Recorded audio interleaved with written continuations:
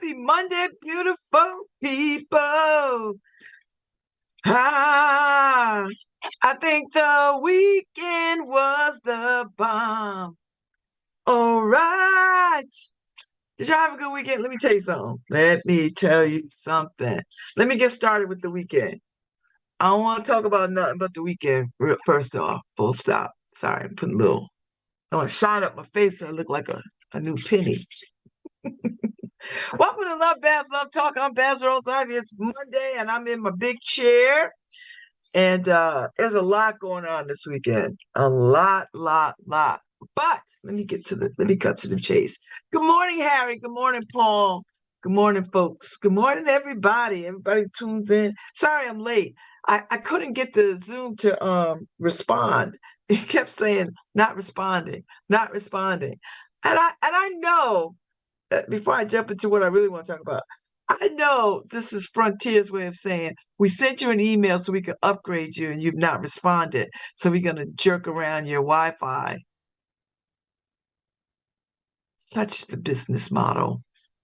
Anyway, maybe it's just me. Maybe I'm just being too sensitive and paranoid.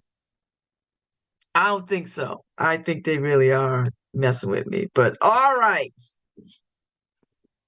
With that said, I don't know what y'all did on Saturday, but if you wasn't downtown for Black Wall Street, you was nowhere. I don't care who you are. I don't care what you had going on. If you did not step foot on that green Saturday from 12 to 8, you were nowhere. Because let me tell you something. It was epic. Now, Ife and I went down there because, we old ladies. We hang, we run the streets pretty tough. We got more stamina than women half our age. So we knew we was going to go downtown and hang out. We hung out for about 3 hours. Got there in about 1-ish, 1:30-ish. We stayed till about 3:30-ish. And we came back and sat on the porch. But for the time that we were on that green and what we saw and experienced, it was If you were not on that green on Saturday for Black Wall Street, New Haven, you were absolutely nowhere. I don't care if you was at your house because you observing the Sabbath, whatever. I'm speaking to Jews and Seventh-day Adventists, whatever. You missed out. And I think I would have asked God to forgive me for that because I would have just been down there. And I know you can't really break code like that, but if I was Jewish or Seventh-day Adventist, I would have broke code Saturday. I'm not kidding. I would have lit some extra candles, poured some extra oil, whatever you got to do to make amends. I would have did that because I would not have missed that time. That's a good time. And to all my Jewish and Seventh-day Adventist friends, and I think my Jehovah's Witness friends too.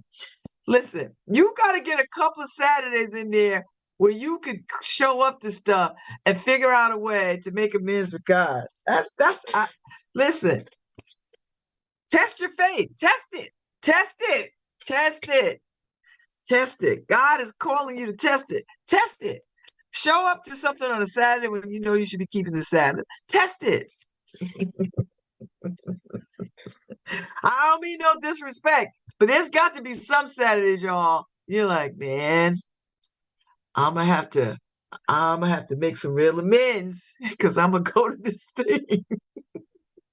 Don't get in a habit because that's not a good look. But there's times when you gotta like, I'm gonna go to something. And I think Jewish folks can show up to stuff after sundown. So y'all are pretty covered. You can show up. It was amazing. It really was amazing. It was beautifully executed, beautifully done. I was just the sisters, the 40+ sisters double dutching. There was like a gazillion of them. A gazillion. And they jumped. They did all the things. All the vendors, so many vendors, all the food. There were food people out there that I did not know. So there was food out there. There was, the DJs were hot. The MC was great. I think that was Ty. They shouted me out. Thank you very much. I had a good time. I took lots and lots of pictures with people. I'm drinking some lemon water this morning with a sprig of mint that came out of Bianca K's garden. She brought me some this weekend, so it's in my water, and it gives my water, some kick because I'm committed to this drinking water business. So, so that was Saturday. That was amazing. Friday, I had dinner with my boss, John Thomas. I know people think it's weird that I say I have a boss. People like, "Babz, you have a boss?" Has a boss. Jesus Christ, everybody has a boss. God Himself, everybody has a boss. So early Friday, I had lunch with Bobby and Jill, uh, who are my good friends. So I had lunch with them at Cats. So I've been on this hot dog thing. So I go to Cats because they sell the Hebrew National hot dog, and I listen. I'll eat it. I'll eat those hot dogs. You know why? Because Jewish people don't mess around with their hot dogs. They don't mess around with hot dogs. They don't mess around with them. You're not gonna have junk in these hot dogs. So I get the Hebrew Nationals, and they're really good with sauerkraut and yellow mustard. And I eat Katz's coleslaw. That's the only coleslaw I like.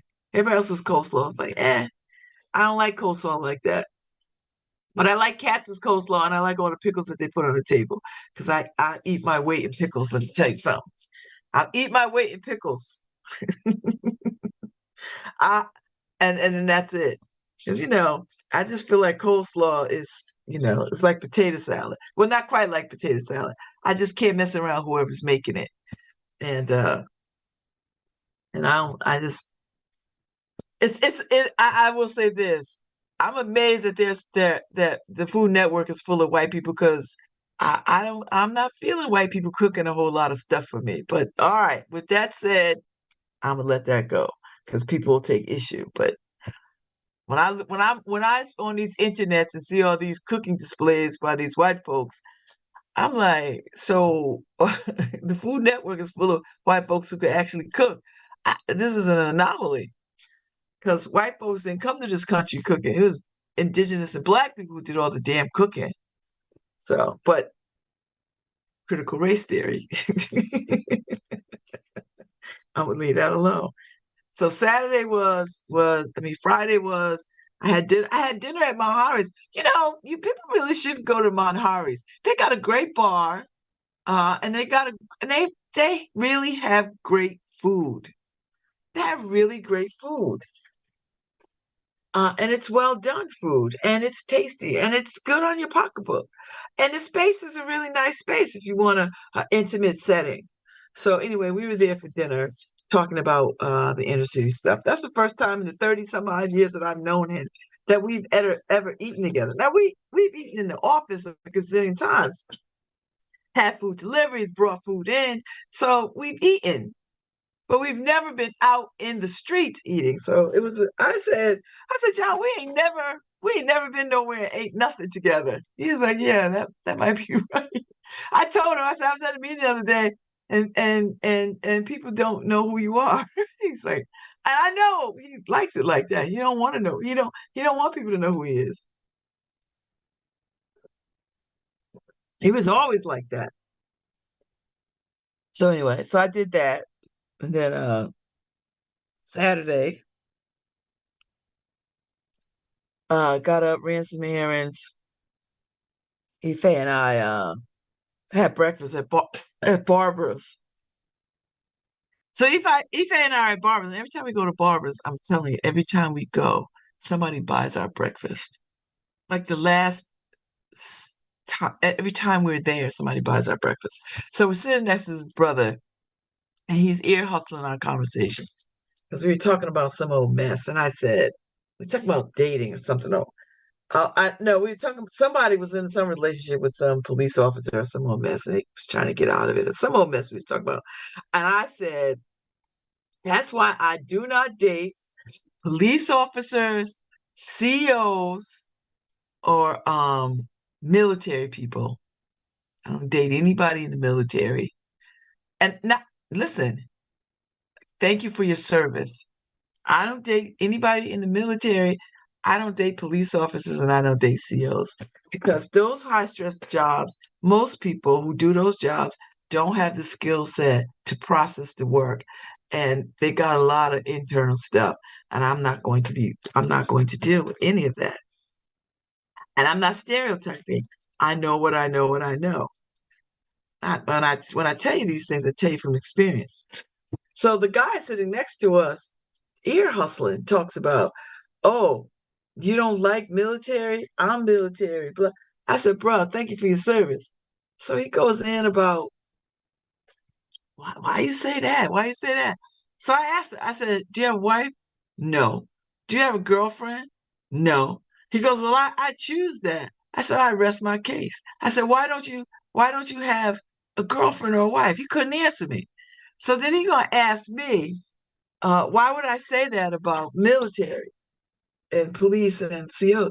I said because they they show control over people, and that spills over into their relationships.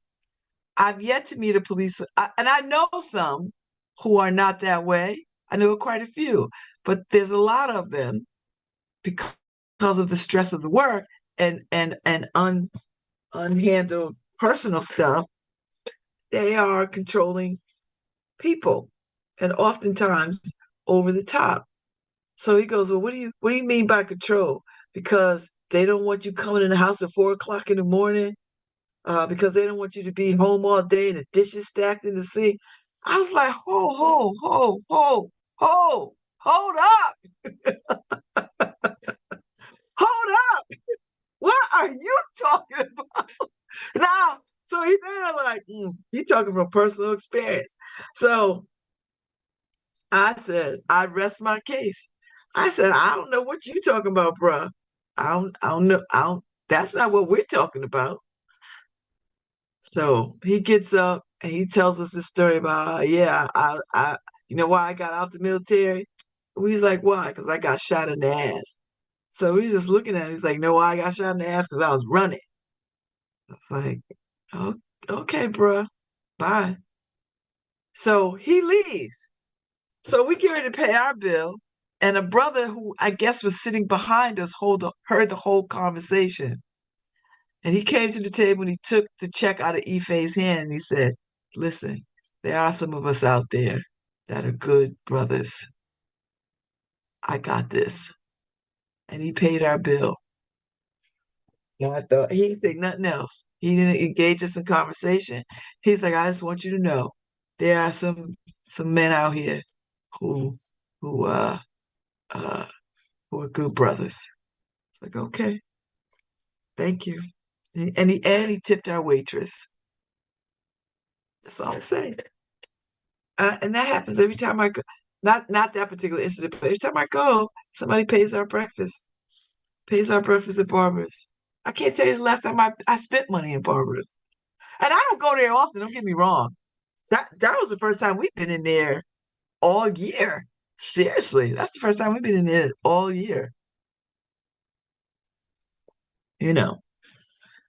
So that was nice on Saturday. So then we went back on the porch, we hung out, drank a little wine, then we went downtown and hung out with the peoples, and it was glorious. So I don't know, Avery Washington, all y'all, it was glorious, glorious to be Black and to be downtown. Then I ran into Juan Castillo. We had a little conversation, and Juan was like, see, this is why we gotta let these young people run stuff. I said, let me tell you something, Juan. I'm happy to turn over everything to young people and let them do whatever they got to do. I said, because I don't go to these community meetings. I do not go to community meetings. Not because I'm above it or whatever. I'm done with. I don't have a voice. My voice does not need to be centered in these conversations. I have other playing fields where my voice is needed. It is not needed in community in the way that these young people ought to have center stage for these community activities. They don't need my voice. I'm ready and happy and willing to be backup voice.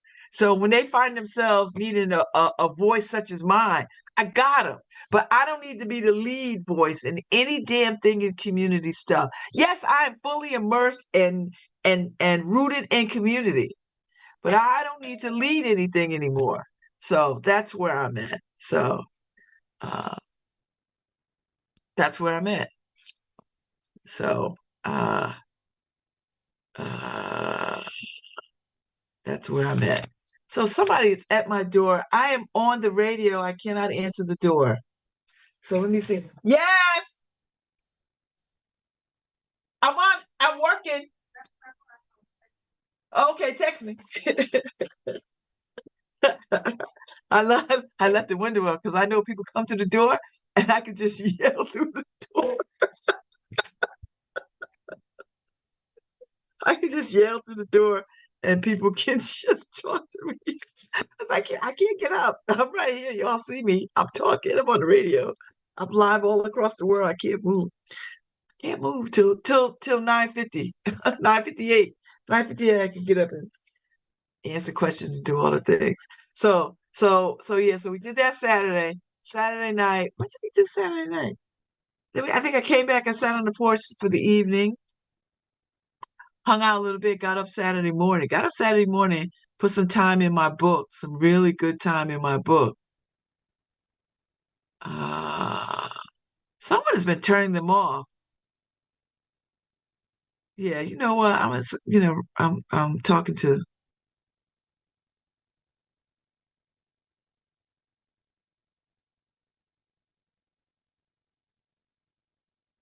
anyway.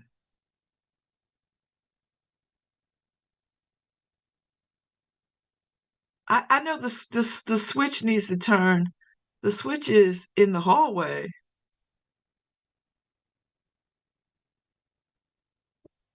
So I prefer the light on because I just think it makes it's safer. I know. Sorry, audience. I'm having two conversations. I'm in texting conversation, and I'm having a conversation with you all. So I put in a text to Ruben and them because I want to know if the broken umbrella folks raised their money. So I got to go check that message because I wanted to I wanted to get that sense. Yes, they did. Uh they did. So they got it, they did it. They did it. Okay, so they're gonna make an announcement. So I hope I'm not stealing their thunder by saying hooray, but they're gonna have an announcement. And but I was wanting to know. I woke up this morning. I was like, I hope they made it. There's enough people in this community that people can hit their financial goals, and they wasn't asking for a ridiculous amount of money either. They weren't. So uh, you know. Anyway, that's where we are. That was a nice. That was a nice. Nice, nice. That was a nice fundraiser, and we want to see them succeed because you can't have too many theaters. You can't have too many places where people can have opportunity to express, put on plays, shows, whatever. And I'm glad that I'm a part of their team now. So, you know, speaking of teams, the New Haven Docs, I'm on that team, and that's coming up. So I got to catch up these films because I'm meeting with Gorman tomorrow, and I like to be able to say, "Yeah, I watched the film. I watched that film. I watched." I had all summer to watch these films. I watched the damn film. Between that and the Elsa, I don't know what to tell you because it's been challenging. It's been challenging trying to keep up. And I got to get the back studying to the Elsa. I have no energy to get up in the morning and do it. So I think today I have got to put some time in. Every day this week moving forward, I've got to I've got to put some time in. And that's real. Like that's really real. So, I got to do it. And why is my this is not letting me be great. So anyway, I then lost my train of thought because I was so focused on so many other things. So let me just put this out here because there's some stuff I want to put out. This is what we have to stop doing as people, particularly those of us that serve on organizations. You know, uh, and this comes from a very personal place. I hope that I'm not doing this, but if I am doing it, I'm stopping it. I think we need to stop glorifying how hard we work as if there is some glory in being run ragged, you know. And we have to learn how to take a compliment without going into details about we have to learn how to take compliments in a way so that we stop trying to prove that we are worthy of the compliment. Let me give you an example. I had a conversation on the green with somebody, and I said, "This is such a wonderful event. It's beautiful." And they immediately started with, "Oh my God, it was so much hard work. I'm just exhausted, blah, blah, blah, blah, blah." And I said, "Exhausted, why?" And they might have taken some offense to what I said. I had no idea they was working on this. "Oh, because I've been working on this for 5 months. Oh, it's just been, but I've enjoyed every minute of it." And I thought,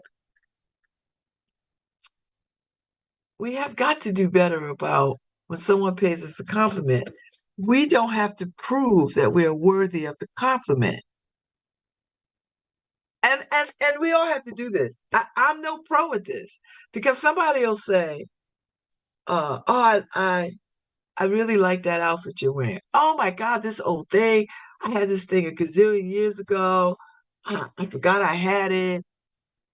No, you know what the response should be? "Oh, thank you so much." That's the response. We have to stop trying to prove and show evidence that we're worthy of compliments. And we all do it. We all and I don't know if it's because we feel insecure about the compliment or the compliment comes, or we just don't want to be seen as bragging, or everybody wants to seem humble, you know. And people are just dragging humble like somehow or other you don't deserve any accolades. People are they really are acting like they don't deserve any accolades. And and we have got to stop doing that. It's not noble to push back on a compliment. It's not humble either. If someone pays you a compliment, the next thing out of your mouth should be, "Oh, thank you so much. How kind of you to say." Not, "But let me explain to you why your compliment triggers me in telling you what led up to the compliment." Stop it. We have to stop doing that. I'm going to stop doing it. And I want y'all to take the pledge. When someone gives me a compliment, I'm going to accept it as the gospel truth. Say it with me. When I get a compliment, I'm going to accept it as the gospel.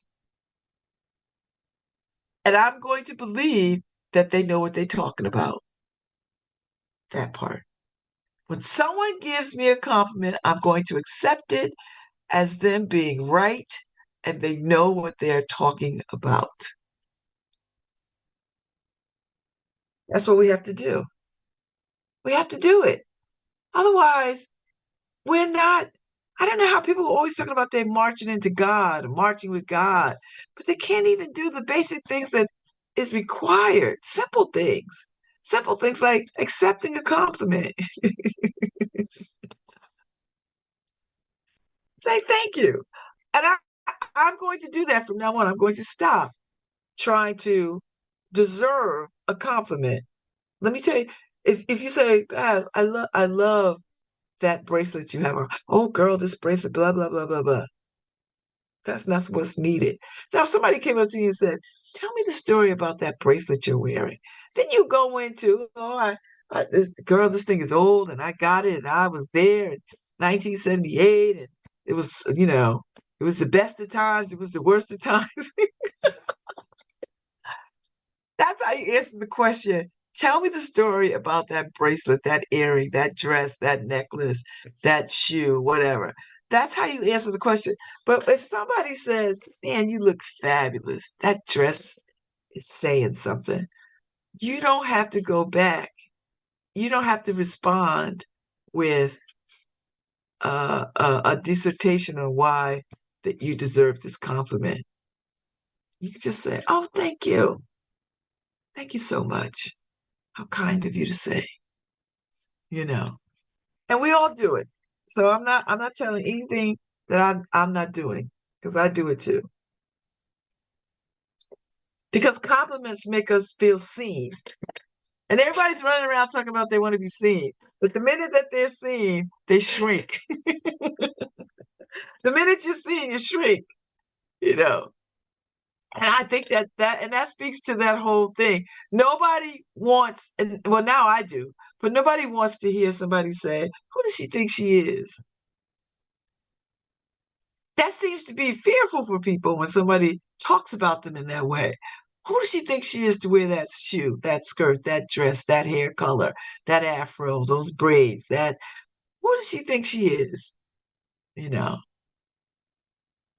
And I think that speaks to us caving to the lesser stories of ourselves and people's ability to have more power over us than they ought to.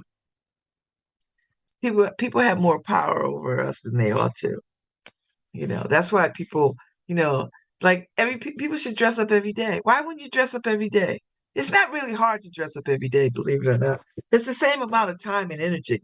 This is, you're not putting on a spacesuit, a dangly earring, lipstick, makeup, hair, clothing, whatever. Stop grabbing those same tired ass pants and put on your fancy pants and your really nice shoes. Where you going? You're going out into the world. The world is a stage, you know. And I think people would, and there are people who do it. It's like, oh, I like to look good. There's a little TikTok out there. This brother, he's narrating, and his voice is the narration for a lot of these TikToks, and it's usually men, but women too. And he goes, I like to put it on. And I love the because he's an older black man. The voice like Uncle so and so. It's like, oh, I get stressed. I like to put it on. I like to put it on. You know me. I like to put it on. And every time I hear it, I always watch whoever has used that voiceover for their video because I love it. I love it. Then there's a couple other women who I watch, whose videos I follow because they're always talking about these kinds of things, And then there's a fashionista, a plus size fashionista, white woman I think she's in Canada, but Manny, I love her. I followed her from Trini, who is in the UK, and we're about the same size. And I love the way she dresses. And she had this epiphany, and we're about the same age. She might be a few years younger than me. And she had this epiphany about she is gonna wear what she want to wear. And she's in bikinis and the whole thing. And she looks amazing. Like she's like, yeah, I'm fat. So what? And I'm not worried about this. I'm gonna wear what I want to wear and I'm gonna look fabulous. And she does at every turn. And I'm like, oh, I love that confidence. And I believe I have that confidence. because I know how to dress myself. I love clothes and I love accessories. I'm a clothes whore, just hands down. Always have been, you know. And I really think it's a self-worth issue because I like to feel like I like to put it on.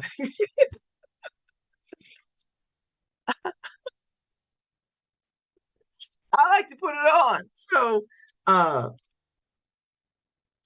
so we're gonna stop doing that. When we work in these organizations and we pull off a festival or lit fest or any of that, we gotta stop saying or anything that we do for the community. We gotta stop saying, "Oh my God, it was so much work." We're gonna celebrate ourselves and say, "Yes, it was well worth the time and energy. I had a good time doing it." We're not gonna treat our civic duties as necessary evils anymore. We're not going to serve the community thinking it's a necessary evil because it's not a necessary evil. It is our humanity at work. That is love in action. And we have to come to it that way. Otherwise, why are we even doing it? So we're going to change the paradigm. We're going to make a huge paradigm shift. If you don't love it, get out of it. If you don't find pleasure in it, stop doing it and let somebody else step into that space, because we have got to stop seeing what we do in our communities as necessary evil. We have to rise to the occasion of joyousness and say, this is what I'm doing for my community. This is what I'm doing with my community. This is what I'm doing in my community. So that the love and the joy can roll out, like it can roll down and roll like a river and roll like and be more than just ripples on the pond. I've been thinking about this since I had that conversation, but I've been having lots of little conversations about people, and everybody's going on and on about how exhausted they are. Why? Why are we running ourselves ragged?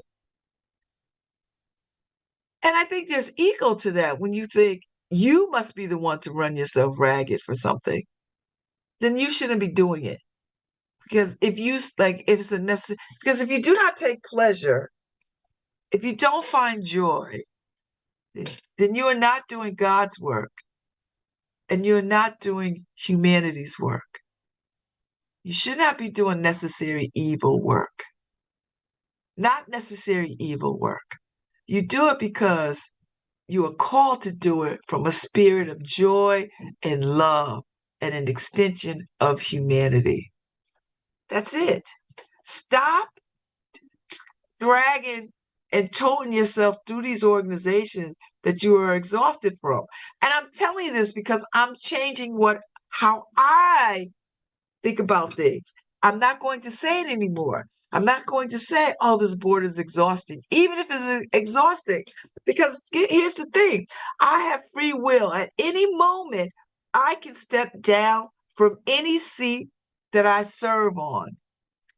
And if ego is such that if I say to myself, I can't leave because they whatever, that is not true. Because let me tell you why it's not true. Because if I fall down dead today, somebody else would have to they will find other people to sit in the seat. They will find other people to carry out. Paul Bass will find somebody else to do this morning show.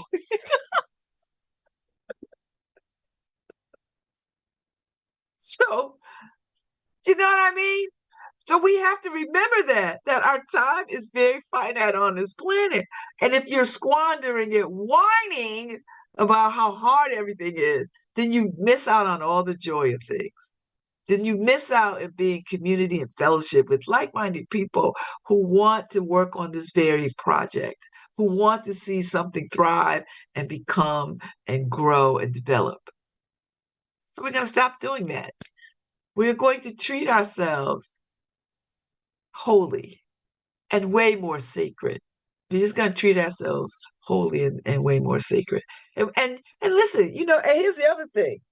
You get to define that.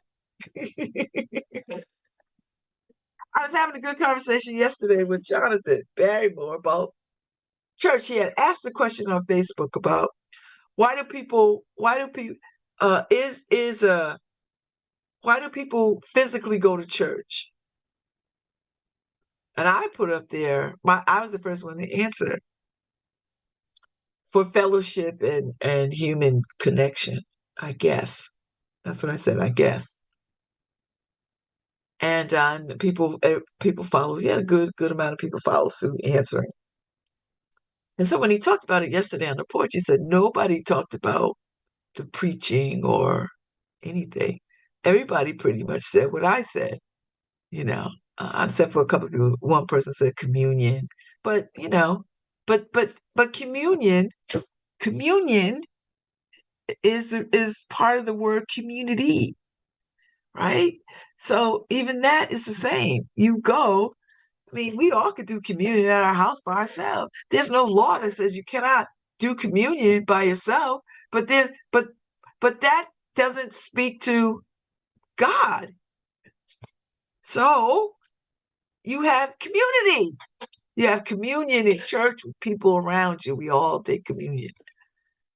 And so that led us to a conversation about what the church needs to do because he read this article in the New York Times that the African Methodist Church in New York, which is the first African Methodist church, I guess, is struggling with keeping with the low members. And churches all over the country are having this experience, and I really believe this is what I believe that the church has gotten away from what the church was destined to do. And I'm not saying all churches, but I'm saying we have created this hierarchy within churches so that churches are not the most welcoming places. That's why people don't go because they feel put upon. They feel, I mean, even though you could have people standing there welcoming you, it never really feels welcoming.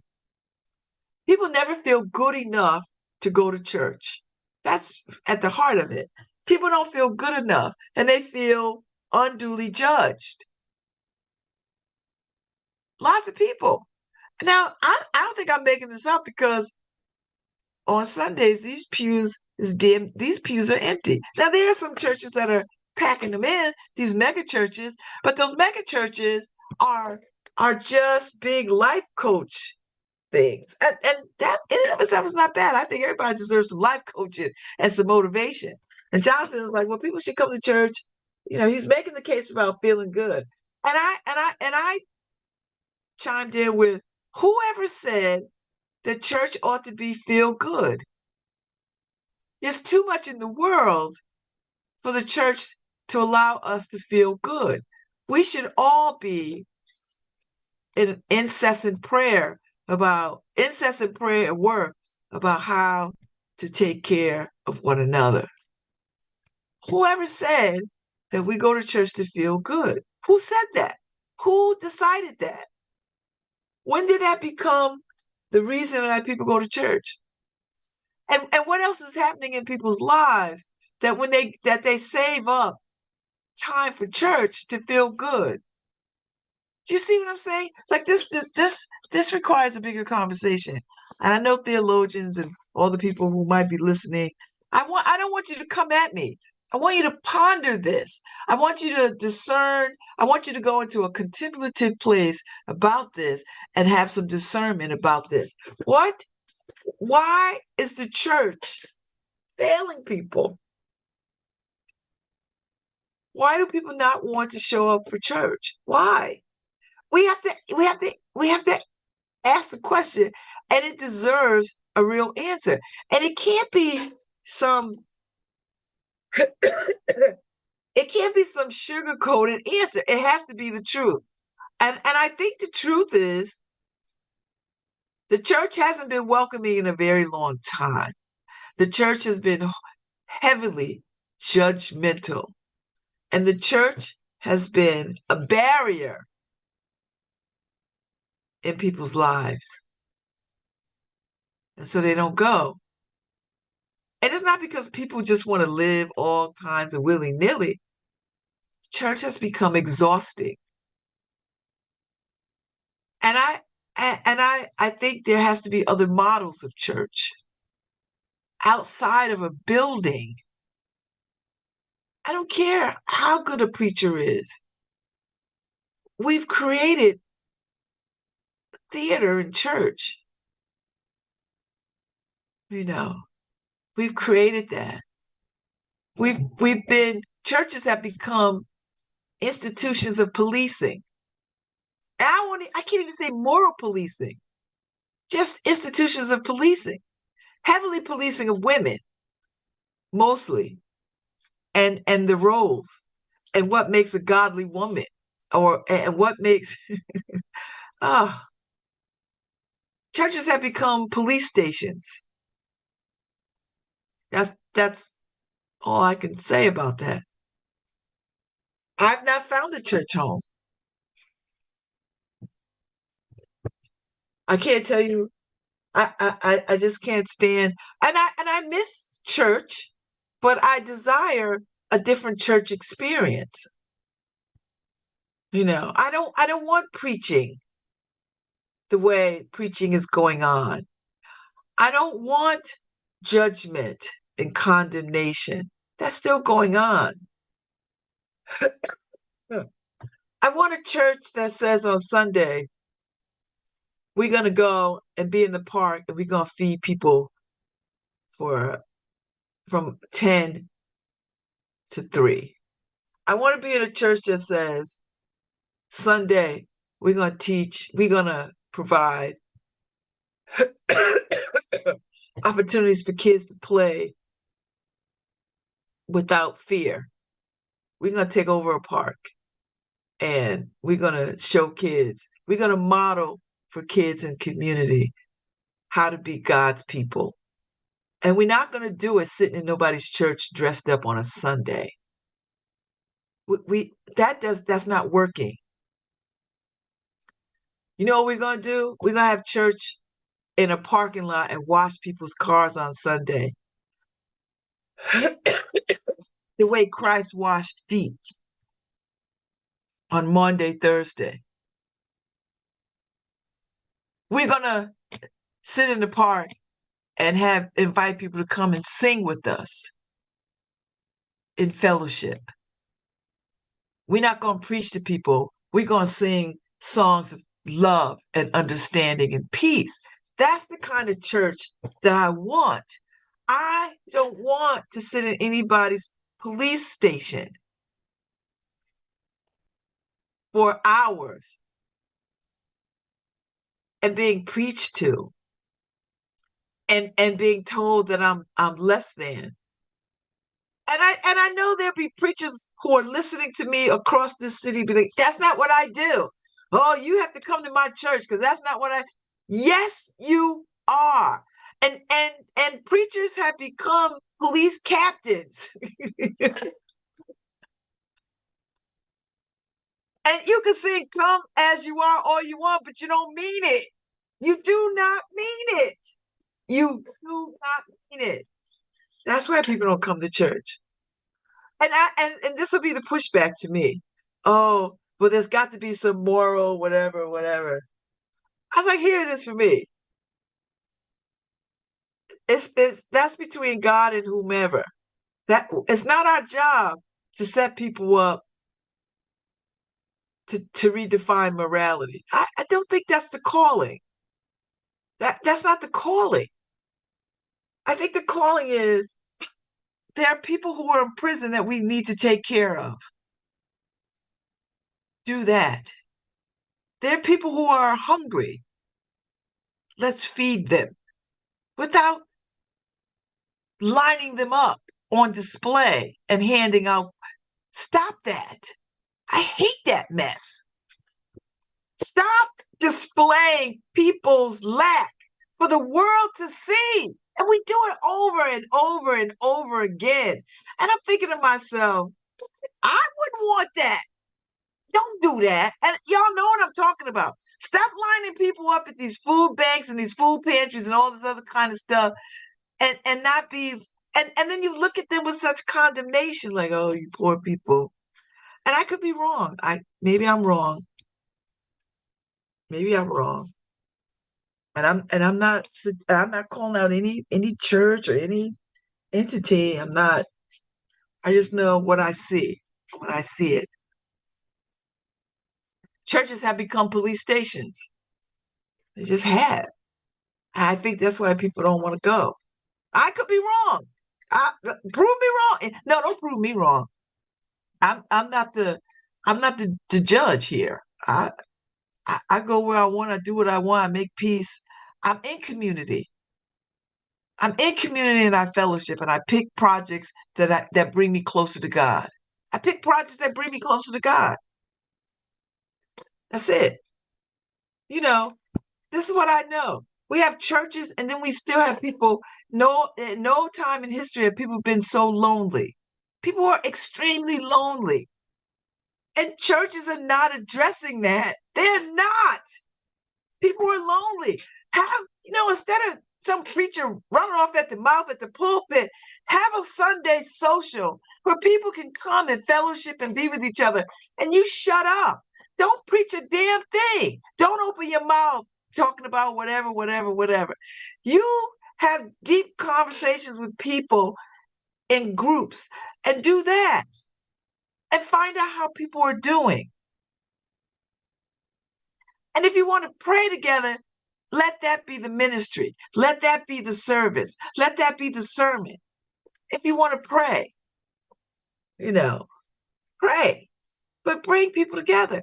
It makes no sense to me. It's unconscionable to me that people are lonely, hungry, tired, and churches are everywhere. Everywhere. Everywhere. And everybody thinks they're doing God's work. And the way the world is looking, who is doing God's work? who exactly is doing God's work? Yes, of course, there's churches doing God's work. There's lots of people doing God's work.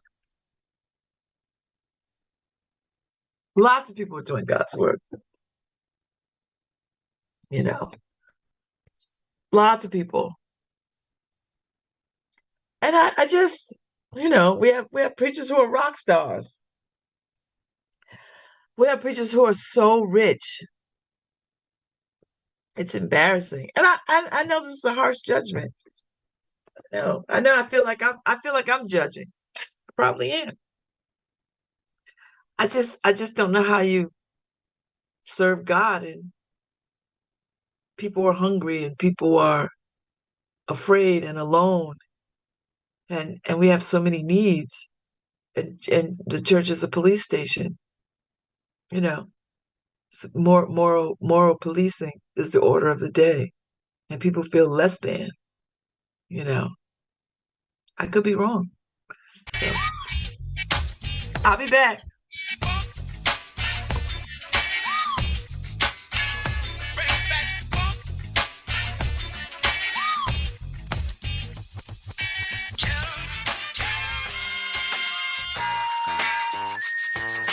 Hi, this is Babz Rawls-Ivy from New Haven, Connecticut, and you're listening to WNHHLP 103.5 FM, streaming live at newhavenindependent.org. While COVID may not stop a baby's heart, isn't a child with a rising fever, cough, and chills enough to make your heart skip a beat? Children are 19% of reported COVID cases, with higher rates in Hispanic and Black children. Vaccinated 6 months to 5-year-olds are 80% less likely to get COVID, which means 80% healthier New Haven 1-year-olds and 100% happier New Haven parents. To learn more, visit nhvvax.org. I'm Southern Connecticut basketball coach Scott Burrell, born right here in New Haven. I won an NBA championship with the Chicago Bulls, so I know a great defense is a game changer. That's why I support New Haven's Health Department's Take a Shot campaign to help defend teens against meningitis. Whatever your post-high school life is, take a shot now and help keep yourself, your friends, and your family safe and healthy.